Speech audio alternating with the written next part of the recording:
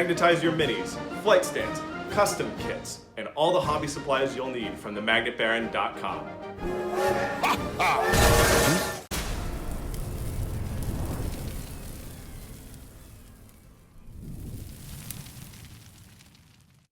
Hello and welcome to the YouTube channel for craftworld.eldar.com. I'm Brent, and in this video, I'm going to be talking about the new detachment for the arch enemies of space elves everywhere, the Legion of Excess, the new Slaanesh detachment that dropped in the Grotmas calendar earlier this week.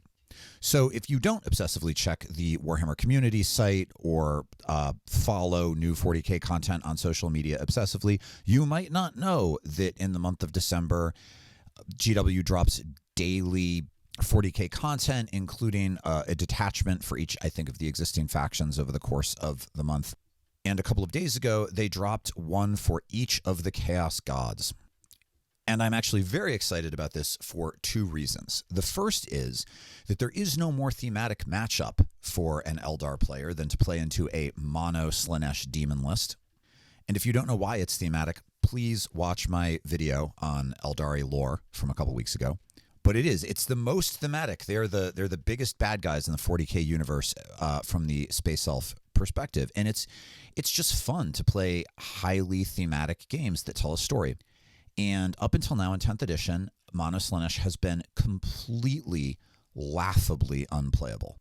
So the opportunity to play anything like a meaningful game that was Slaanesh demons against space elves was absurd. I really don't think that I could make anything like an even vaguely credible narrative list that wouldn't have just auto won against virtually any Slaanesh list before. And now with the Legion of Excess, Slaanesh actually looks pretty scary, and I think that's very cool as a Space Elf player. But the other reason that I think it's kind of cool is that, like many Space Elf players out there, I do have a secret collection of Slaaneshi demons and Emperor's Children. And although Space Elves remain my first love, we all have a dark side, and the Eldari did create Slaanesh. So it makes sense that lots of us also collect the servants of the Prince of Pleasure, the Seneschal of Pain, she who thirsts, who is now also she who's pretty decent competitive play, which is cool and surprising and new. So I'm going to run you through the new detachment ability, the new enhancements, the new stratagems. I'll talk about this first, just as information for anybody who's interested, sort of also with an eye towards what it might be like to play these things. If you are a Slaanesh player, this video may be relevant to you, which is surprising on an Eldari channel, I guess. But I'll also talk about how to play against it, because I think that many of us in our local play groups will have an opportunity as Space Elf players to play into the Legion of Excess, and that's fun and exciting and is going to be different from a lot of other matchups. And so I think I'll talk about how best to handle it tactically. Who knows? Maybe this is the first video in a new type of video for the channel, a Know Your Enemy subcategory of videos. Some people have requested this in the past, and I think it could be fun. Okay, so let's take a look at the Legion of Excess, and I want to start by saying what I think is really exciting about this is that it addresses in an incredibly thematic and I think well thought out way all of the major problems that Slaanesh had as a mono faction that made it completely unplayable. Slaanesh demons have almost no shooting presence at all. They're incredibly fragile, and even though they had some pretty decent melee before, it was far from the best melee in the game. So if you played mono Slaanesh demons, you had like no shooting, mediocre melee, tremendous fragility, and you were fast, but like, what's that really going to get you? And this new detachment has created workarounds for all of those powers, arguably making Slaanesh one of the best melee factions in the game. And they should be, because they don't have anything else. Okay, so for those of you who are not already familiar with demons, the overall faction ability for demons that Legion of Excess interacts with is called the Shadow of Chaos. And the way it works is that there are regions of the board that either are or are not in the Shadow of Chaos. So your deployment zone is always part of your Shadow of Chaos. And then if you control, as a Demons player, if you control half of the objectives in No Man's Land, all of No Man's Land is in your Shadow of Chaos, at least half of them. And if you control at least half the objectives in your opponent's deployment zone, usually that's only one, your opponent's deployment zone is in your Shadow of Chaos. And your demon units that are in your any portion of the board that is in your Shadow of Chaos, when they pass a battle shock test, get back D3 wounds or D3 lost models if they only have one wound. And when opponent's units fail battle shock tests and they're near one of your greater demons, so for Slaanesh players that's Keepers of Secrets or Shalaxi Hellbane, they take D3 mortal wounds, and they also subtract 1 from their leadership. And then there are a bunch of other abilities generally that will interact with this. So like there are things on the data cards or on stratagems or whatever sometimes that will interact with the Shadow of Chaos. So it's like other stuff is maybe better if you're in the Shadow of Chaos. So that's the big army rule that this is going to interact with. Let's look at the Legion of Excess. Okay, so the detachment rule is called Beguiling Aura. And like all of the new detachments for each of the forecast gods, there's nothing about this that precludes you from having non-Slaaneshi units in the detachment, but it only benefits Slaaneshi units. And I'm going to approach this from the perspective of somebody who's going to be playing mono Slaanesh. There's probably a use, right, for other non-Slaanesh demon models that don't get the bonus, but they fill some other tactical hole. And frankly, I'm not a demon expert. I'm really only interested in this as a platform for running mono Slaanesh. So, and that's kind of a thematic decision, and so that's the only perspective I'm going to talk about it from.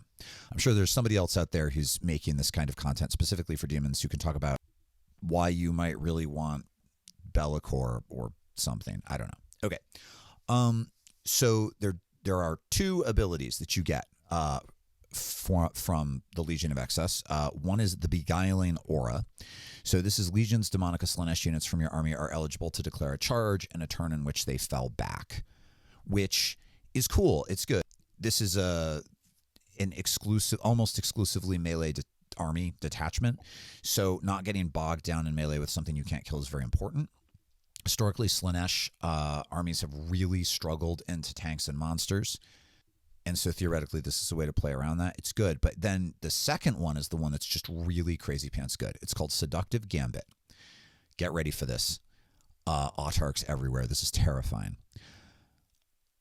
Each time this unit, units from your ability, Legions of Demonica Slaanesh units from your army have the following ability. So if you're running mono Slaanesh, I think that's like everything.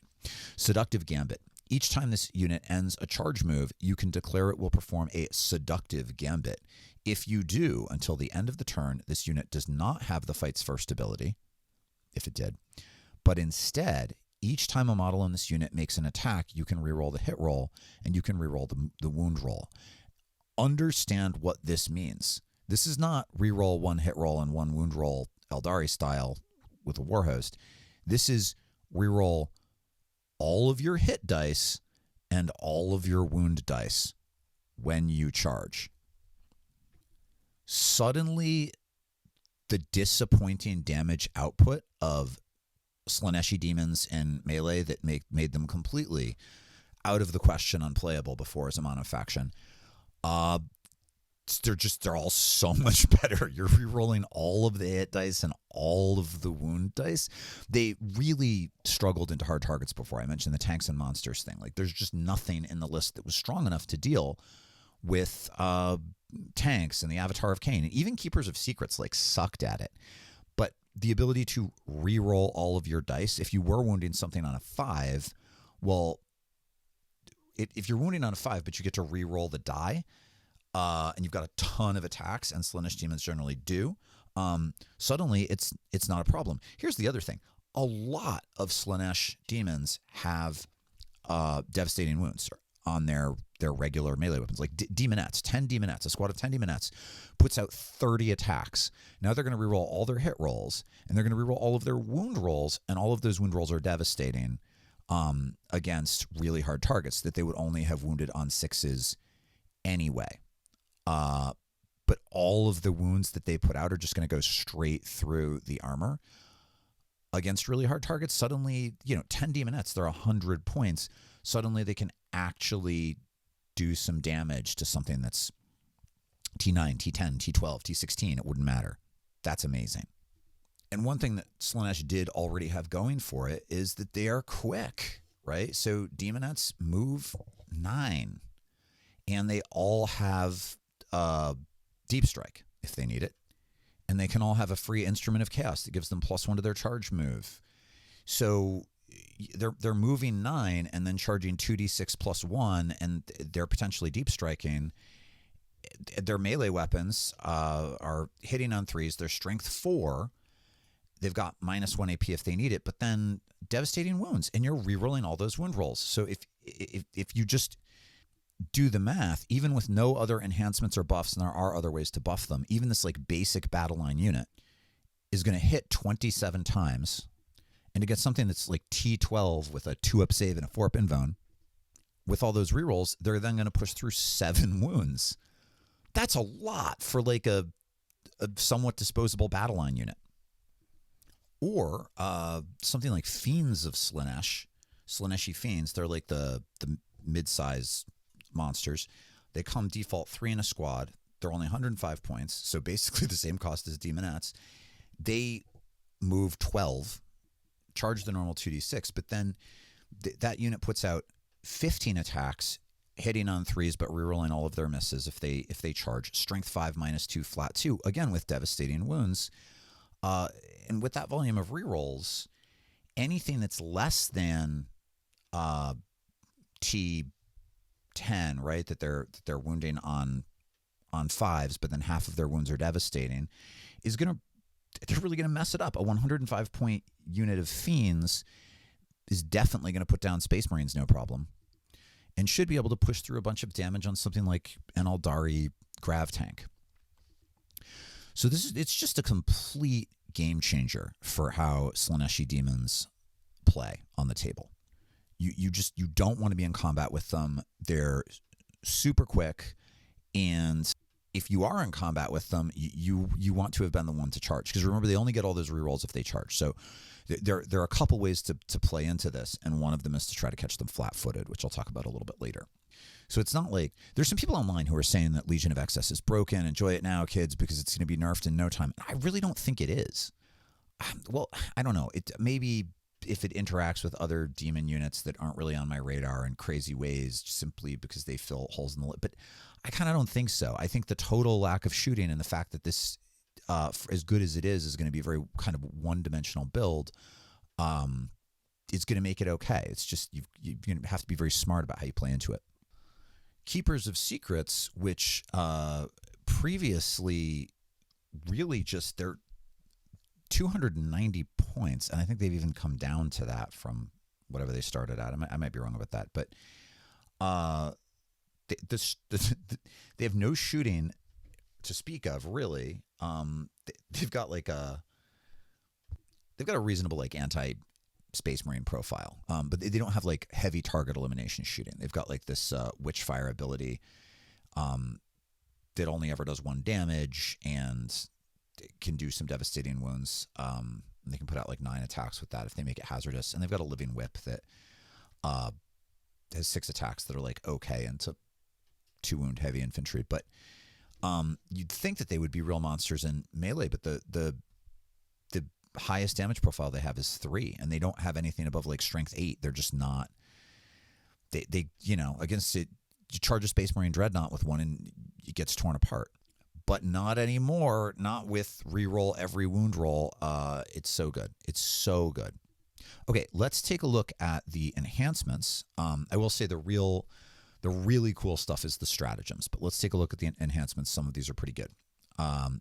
So there's an aura ability for 30 points, which is pretty expensive, called False Majesty. You put it on any non-monster. I'm sorry, you can put this one on monsters. It just doesn't benefit monsters. You put it on any of the HQ units. While a friendly Legion's Demonica Slaanesh unit, excluding monsters, is within 6 inches of the bearer, each time a model in that unit makes a melee attack, add 1 to the wound roll, which in combination with you get to reroll all your wound rolls for Seductive Gambit is just sickening.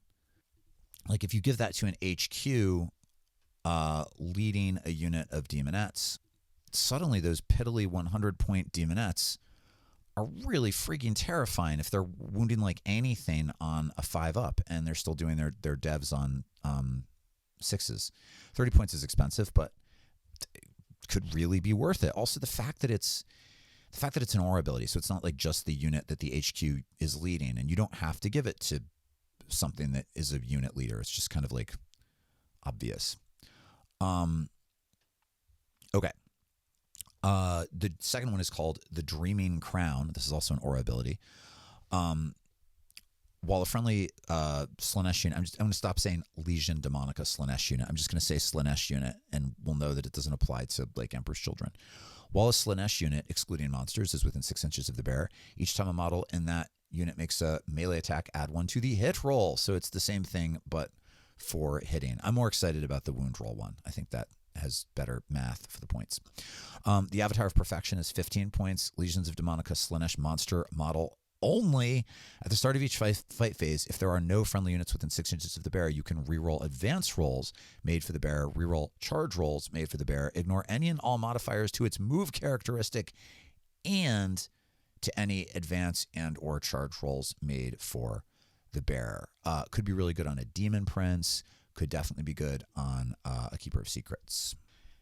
And then the last one, the Soul Glutton. It's only 10 points. You can only give it to a monster. Again, on a Keeper or a Demon Prince, I think it could be really good.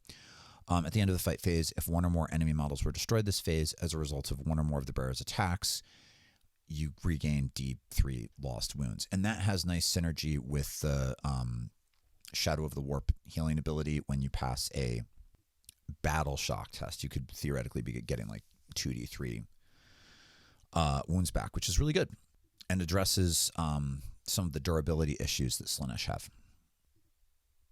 Slaanesh demons have. I don't know. It helps with durability and it's cheap. Okay, stratagems. Most of these are complete bangers. They're just and again, I really hats off to the rules designers on this stuff, because as we look at the strats here, I think they're really well thought out. They're really thematic. They're clever workarounds for some of the initial design problems with Mono Slaanesh. And I think part of the reason that we're seeing this is that GW has actually doubled the number of rules writers that they have since the beginning of 10th edition. And I think it's really showing. I feel like we're suddenly seeing some stuff that's very, very nuanced and a little bit more outside of the box than what we were seeing at the beginning of the edition. Not universally. I don't think that was true of the new Eldari Detachment. I don't think it was especially outside the box, but I think a lot of the new stuff is pretty clever. Okay, first one, Thieves of Pain. You can use it in any phase, just after an attack or mortal wound is allocated to a model in a Slaanesh unit, excluding monsters, no using it on monsters, and then you select another friendly Slaanesh unit within 12 inches, and until the end of the phase, while the selected unit is on the battlefield, each time a model in your unit would lose a wound, inflict one mortal wound on the selected unit instead. Here's where this gets just absolutely sick. Are you ready? The Contorted Epitome can lead a unit of demonettes. It's only 80 points. It's that like weird pair of Slaaneshi demons holding up a big mirror. And while it's leading that unit, it gives them a 4-up Feel No Pain only against mortal wounds and psychic attacks, which before it was like, oh, when is that really going to come up? But suddenly it matters, because I could have a unit of like, I don't know, Fiends of Slaanesh in melee with something really badass, and transfer the wounds to a nearby unit, Contorted Epitome leading a bunch of Slaanesh demonettes, and have a 4-up Feel No Pain save against all of the damage that my fiends are taking. That's going to be so useful also for like clutch units of demonettes doing objective control to prevent them from being shot off an objective. Because again, one of the issues, Slaanesh demons, they're just not durable, not even the Keeper of Secrets. So having a way to like mitigate that by interfering with where your opponent can assign damage and then bleeding off that damage with warp energy, that's exactly the kind of thing Slaaneshi demons would do. And it makes them so much more playable on the table, right? And there's ways to try to counter it and play around it, right? You want to do damage directly to that contorted epitome unit and get rid of that, so that your opponent is not reassigning it to some unit that like can suck up the damage. But it makes it possible essentially for Slaanesh to hold objectives, and before they really couldn't. Okay, let's look at the next one. Arch Agonists. This is the 2 CP one. It lets you either choose 1 monster unit or 2 infantry units. And during the fight phase, they get 1 to the wound roll. It's really good in combination with the rerolls to wound if you charged. I think 2 CP is a lot. And there's so many other really good stratagems I think we would want to spend the CP on if we're running a demon list that it probably won't come up a lot. But there will be occasions probably when it'll be worth doing this to try to take down something really big. But I think that this is going to be more of a Nietzschean situational one than maybe it initially looks like, because +1 to wound is certainly very powerful. All right. Sensory excruciation. Ooh, what a good name. This one is so much better than it initially looks. So here's what it does. You choose 1 Slaanesh monster unit for an army that is on the battlefield, and each unit on the battlefield that is within your army's Shadow of Chaos. So remember, it's always your deployment zone. If you have half of the objective markers in No Man's Land, then it's also all of No Man's Land. And if you have the objective marker probably in your opponent's deployment zone, it would then also be that. Probably it's going to be your deployment zone and the midfield, No Man's Land. And you're doing it in your command phase, so you won't have had an opportunity to grab objectives yet. So you would have to have, at the end of your opponent's turn, you would still have to have half of the objective markers in the midfield for this to work the way we would want it to. But I think that's often going to be possible. And what it does is every single unit in the Shadow of Chaos, both your opponent's and yours, takes a battle shock test, subtracting 1 from the test if they are below half strength. And then there's a designer's note on this, specifically saying that yes, it does apply to your units, and yes, it does trigger your army's Shadow of Chaos ability. So what this does effectively is you make a battle shock test for all of your demon units that are in the Shadow of Chaos, which is probably going to be, could conceivably be the whole table that's not your opponent's deployment zone. And every time you pass, the unit will get D3 wounds back. It could be like your whole army, basically. Now, an opponent can shut this down by really trying to prevent you from having those objectives. And you can, as your opponent tries to kill like demons off of an objective, use Thieves of Pain to reassign your opponent's damage that they're doing to some other unit that's not on the objective to make this work. There's just such cool synergy here. It's so clever.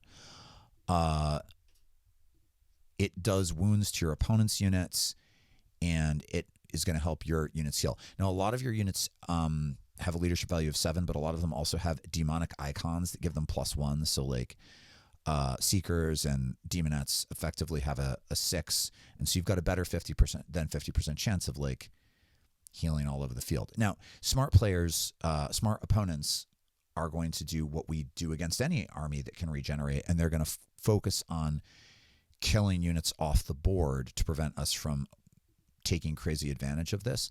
But the ability to just heal from chip damage for 1 CP with like your whole army is both, I think, just very narratively sensible for demons. They just that's what they do. They keep reassembling themselves. They never really die. They keep coming back out of the warp. I love this kind of thing, right? Because it's super narrative. there's a clear, clever synergy you, the player using the rule, are trying to create. But there's also a way for your opponent to like try to prevent it and play around it, and so the game becomes this much more tactical chess game that I think is the more fun way to play 40K rather than the like, did the list that I brought to the table turn out to be unbeatable by your list, which, you know, that's just an aspect of big tournament play. But it's much more fun when there are these sorts of tactical contests on the table. And I think the new Slaanesh rules really lend themselves to those kinds of contests. Okay, next one, Phantasmal Longing, also 1 CP. You do it in your movement phase, your charge phase, and you get to move through terrain features, like directly through them. So like a Keeper of Secrets standing on the opposite side of a ruin can just like phase and walk straight through it. And I love the name too, like Phantasmal Longing. Like that's so neat. Keepers of Secrets walk through ruins by being all lusty or something. It's funny. Also good for demon princes. Also good for stuff like fiends. There was a kind of one of the problems that Slaanesh ran into before was that they're a melee army, and most of their best melee units had to walk around all of the terrain, which made them sort of artificially slow. They were just so bad. And I think there's a bunch of different factions now that have an ability like Phantasmal Longing that will let big stuff move through terrain, and it's cool. It's tactically sound and thematically sensible. Okay, next one. Cavalcade of Blades. This one is sick. This one's insane. Use it in your charge phase just after you end a charge, which is good because that means you don't waste it if you fail a charge. And you use the stratagem on the unit that just charged, and then you select one enemy unit within engagement range, and you roll a d6 for every model in your unit that is within engagement range of the enemy unit. So you don't get to make the pile-in move, but I think that's how this works. But nevertheless, it could be the whole unit, and or if it's a monster, you just roll 66s instead. And for every 4-up, the enemy unit suffers 1 mortal wound. So this is like vehicle shock, or it's like the grenade stratagem, but potentially, I actually wonder if this one might not get nerfed a little bit to maximize it to 6 being the most, because theoretically you could like charge with a unit of demonettes with something leading it, and they're pretty quick, and they've got +1 to charge. You could end up rolling 11 dice against an opponent, and every 4-up is going to do a mortal wound. And so here's how this ends up working, practically speaking, if you think about it. Cavalcade of Blades makes it possible for a unit of demonettes, even if they're not led by a character model, right? A regular unit of demonettes can charge a tank, do 5 mortal wounds to it on the charge, and then do another 7 mortal wounds to it by triggering devastating wounds. If it's more than toughness 9 with the rerolls, we already talked about the math on that. And so like a unit of demonettes could tear apart like a falcon if it uses the stratagem and succeeds on a charge and gets at least average dice. That's amazing. And it also solves the biggest problem that Slaanesh faced, I think, maybe the single biggest one, and that is they simply did not previously have a way to destroy hard targets. They still don't have a way to destroy hard targets outside of melee. So if you're thinking, Brent, how can you be enthusiastic about this? This is terrible. Slaanesh will win everything. Of course it won't. Slaanesh will not win everything now, but because they still can't kill anything at range. But given that they can't kill anything at range, it makes sense for them to have a way to supercharge their melee units so that their melee units can, if they succeed on a charge, do some real damage. Again, this is one of the great vulnerabilities that Slaanesh lists will still have, is they can only do all this stuff if they charge. If they don't charge, they're not using Cavalcade of Blades. If they don't charge, they can't reroll the wound roll. If you get them flat-footed, they've got a lot of ways to be -1 to hit, but even still, you can tear them apart. Slaanesh demons are so fragile, right? Demonettes are T3 with a 5-up invulnerable save. They just die to a stiff breeze. And yes, they're resurrectable, but there have to be units, models left in the unit to resurrect any of them. Okay, last stratagem, overwhelming excess. When in your shooting phase, or your opponent's shooting phase, your opponent targets one of your units, you force them to take a battle shock test at -1. If they fail it, they're at minus. If they fail it, they simply cannot target the unit. They have to choose a different unit to shoot. If they succeed, then they're at -1 to hit. So you get something either way. It's like a better version of lightning fast reactions for space elves. Well, maybe better. Different.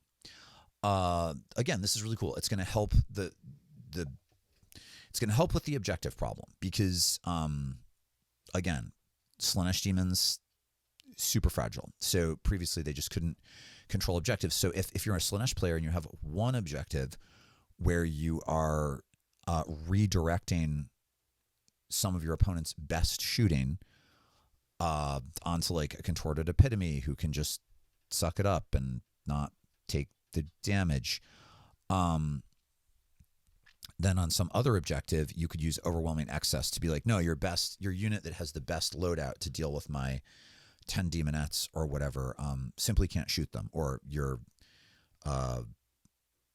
bright lances on your warwalker simply can't shoot my keeper of secrets or whatever it is. Shoot my demonettes with your bright lances, and that's pretty cool. In terms of like actual list construction, I think there aren't that many. If you're doing mono Slaanesh, they're not that many models to choose from, and I think most of them are viable. And I think that we're going to see a lot of contorted epitomes. I think we're going to see a lot of demonettes. I think fiends are pretty competitively pointed. Now that the various chariot units can just drive straight through terrain, I think we may see people using those. It's going to be a lot of like fast trading. Slaanesh players are going to be incentivized to be fast and aggressive and out-trade their opponents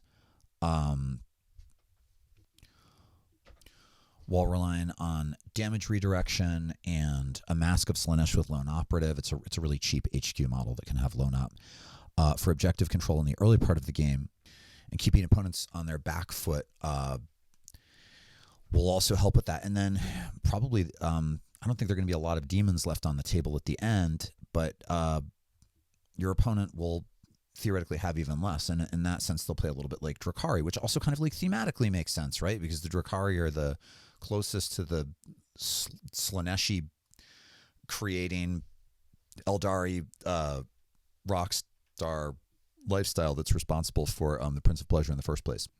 I think Demon Princes are much more competitively pointed than Keepers. I think Keepers at 290 points, as good as they are, and Shalaxi Hellbane, who's very good, still, I think those points are going to add up quick, and I think Slaanesh players are going to want to have a lot of disposable, tradey, action, monkeyish. There shouldn't be anything in the list that you can... There shouldn't be anything...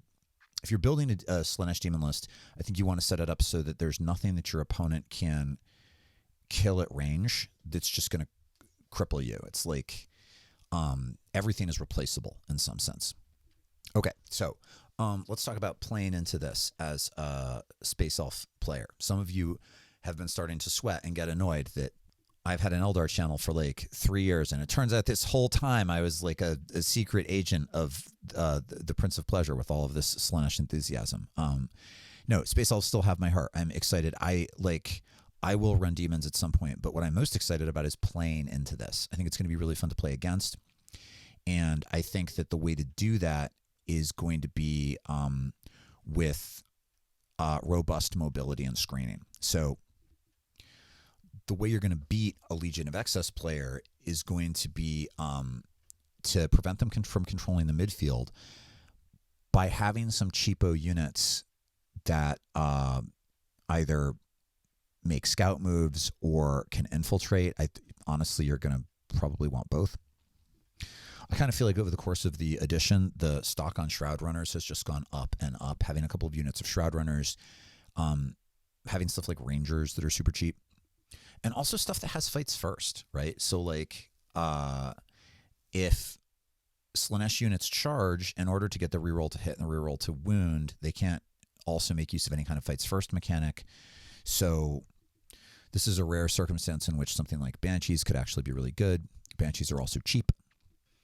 But I think basically the play is going to be to screen out their deep strikers, to position units in the midfield that will prevent the fast, lithe, serpentine, Slaaneshi demons from getting to your really juicy stuff, and then relying on speed to be able to get angles on them. Like, so again, stuff that's quick, that can move, can go wide early to get like beads on stuff that's hiding behind midboard terrain, is going to be really effective. And also volume of fire. Demons rely on really good invuln saves, so oftentimes AP just doesn't really matter, but volume of fire is good. So the scatter lasers on those shroud runners, the big bike units that want to fire and fade, generally the way to beat bike units is to, like, if you've got that big block of 9 bikes with shuriken cannons, opponents, at some point your opponent will be able to get some sort of angle on them, and even if you make them -1 to hit, they're pretty fragile. They're just bikes. But Slaanesh just doesn't have shooting, so the ability to run away from them when they get close to you, stuff like the natural ability that scouts have where they can like run, or Phantasm, I think could potentially be really useful. But I do think that some of the units that we've leaned into most heavily over the course of the edition that have been real A-list units, like the Avatar of Cain, are not going to be as good into mono Slaanesh lists, right? There's just going to be too many ways that demons can put devastating wounds and mortal wounds on the Avatar, I think, for the Avatar to really be a problem. On the other hand, Howling Banshees and Jane Czar and Dire Avengers and Transports, even, honestly, probably wouldn't suck against Slaaneshi demons. Harlequins would be reasonably good into them. But that durability build that we relied on for a lot of 2025, where you have like 3 super durable units, like a big unit of Wraiths with a Spirit Seer and the Avatar of Cain, and maybe Yvraine leading around a bunch of Harlequins, that's not going to be the ideal build into a Legion of Excess list, I don't think. I think instead, more of like a Corsair play style where you've got a lot of mobility and everything's kind of hit and run. And this is one of the ways it was possible to play Eldari back in 9th too, where you don't really commit to controlling a certain part of the board. Every time your opponent tries to engage you, you just move somewhere else with everything and engage a smaller part of their army with a larger part of yours. Because although Slaanesh demons are fast, Space Elves are fast too, and we have the advantage of being able to be fast and also kill them at range. And I think that is the basic, right? That's going to be the basic mechanic here, is you want to beat them on speed and range, and when they are going to close with you, if you can screen with stuff that fights first, that's awesome. And as they start to get close, remember, like, if you engage them in melee first, they're not rerolling hit rolls and wound rolls, and they're not using Cavalcade of Blades. So, count like pretty cheap units of Banshees. Even Shining Spears might be okay. Like, again, some of the stuff that we haven't really been able to use as much up until now, I think is really going to shine into Legion of Excess. And just keep your head. Don't get mad if the play style that you've been using at your club for the last 3 months, so it doesn't like immediately work out of the gate into the Legion of Excess. It doesn't mean that the Legion of Excess is broken. It just means that you need to adapt. In fact, I think that I think Eldari do really still have the edge in the matchup. Also, like, if Slaanesh became a problem in your local play group, an Eldar player could build to beat a Slaanesh list, whereas mono Slaanesh players don't have enough unit selection to really build to beat anything specific. They're going to have a thing that they do. I think the most influential role they could have in the meta would be a a spoiler build, and I am guessing here. Again, I'm not a demon expert, but a spoiler build is like, it's a type of army that is never going to win a GT, but is pretty good and like is competitive for sure, and also is a hard counter to some of the stuff in the game that's the best. And so if like something like a Slaanesh Legion of Excess list is picking up wins off of some other list that's trouncing everything else, it shakes up the meta a little bit and like changes who can finish first at tournaments and stuff. And I expect to see them more in that role than like suddenly dominating GTs. But if they do, if like GTs all over Europe and the United States suddenly start being won by Legion of Excess lists, I'll earnestly apologize to all of you. And I definitely think they could win some smaller tournaments, absolutely. And you know, maybe we might see some GT action here. But I don't think this is the broken terror that some content creators seem to fear that it is. I think it's going to be really fun to play and really fun to play against.